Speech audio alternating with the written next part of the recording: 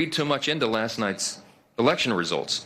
Off-year elections are not indicative of what's to come. That's what history teaches us. We're joined now by pollster and communications strategist Frank Luntz, who had some pretty good predictions, I will say, going into these elections. But Frank, you hear the speaker there kind of saying, yeah, you know, it's not surprising Democrats won.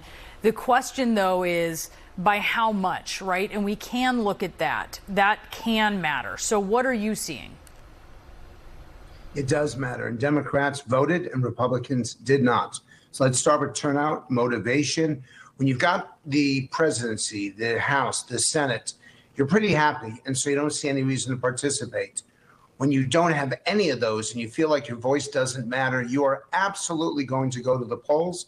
So this is an indication that the Democrats are motivated and are going to get out and do something over the next 12 months. Second is that California initiative is such a big deal.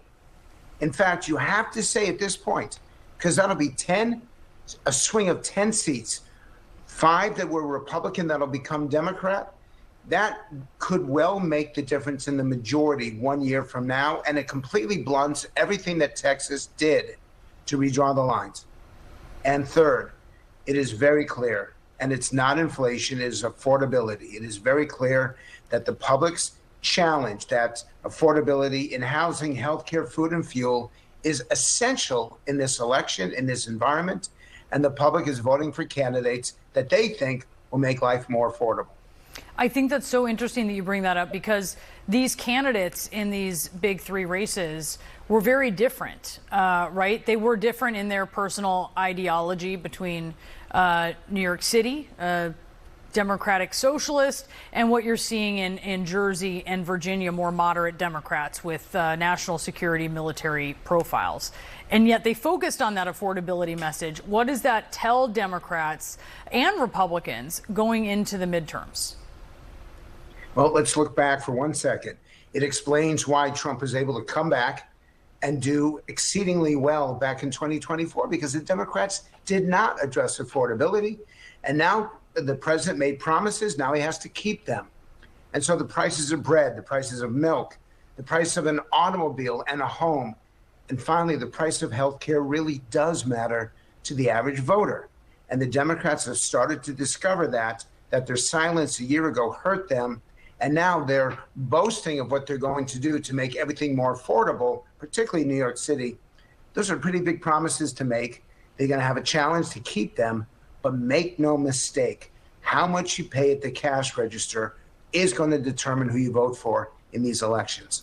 The president he's not happy. That's what's clear. But he's saying out loud what his takeaways are about this election, that it wasn't good for Republicans. He's blaming them for losses because, you know, he wasn't on the ballot. He's saying that his absence from the ballot was a cause here. And he's blaming the shutdown, which certainly he has a part in, right? He has a clear driving force in that. And he's making the case for getting rid of the filibuster.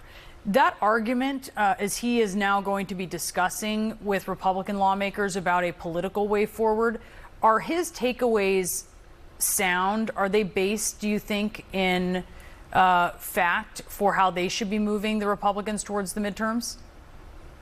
To some degree, yes. He wasn't on the ballot. His people did not find a reason, a need to come take the time to vote, to invest that time and effort. But that said, both sides are being hurt by the shutdown. And we've talked about it on the show before. The public doesn't care who's responsible. Just open up the gosh darn government. And I'm using really controlled language right now, and they don't use controlled language in the focus groups.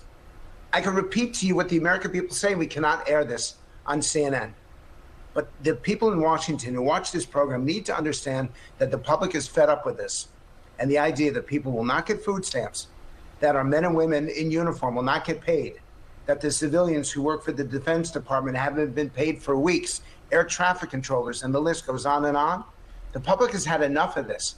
Get your act together, do your job, come together, compromise, and move everything forward. And make no mistake, they will punish both sides if they don't get their act together over the coming days. Yeah. So far, the military has been paid, and I hear you on that. I've reported on the stress it is causing them as they get these kind of last-minute reprieves. But so far, at this point, they have been paid. We'll see if that continues to be the fact. But so many of these other workers going without pay and people going without their benefits, and those are very, very real pressures on these folks. It's incredible. Frank Luntz, thank you so much. Always great to be with you. Thank you. So I had a rare look at the devastation inside of Gaza. The IDF gives CNN access to the so-called yellow line for the first time since Israel and Hamas reached a ceasefire. We'll have that next. Who will be the CNN Hero of the Year? Vote now at cnn.com/heroes. Your parents have given you some amazing gifts, but what about the inherited ones? Celebrate them with Ancestry DNA, the simple test that shows your deep family roots from your mom's side and your dad's side. With some serious detail. Trace the journeys and history that shaped who you are today. And see the traits they passed down. Your connections to the past are all waiting. See just how gifted you are for only $39.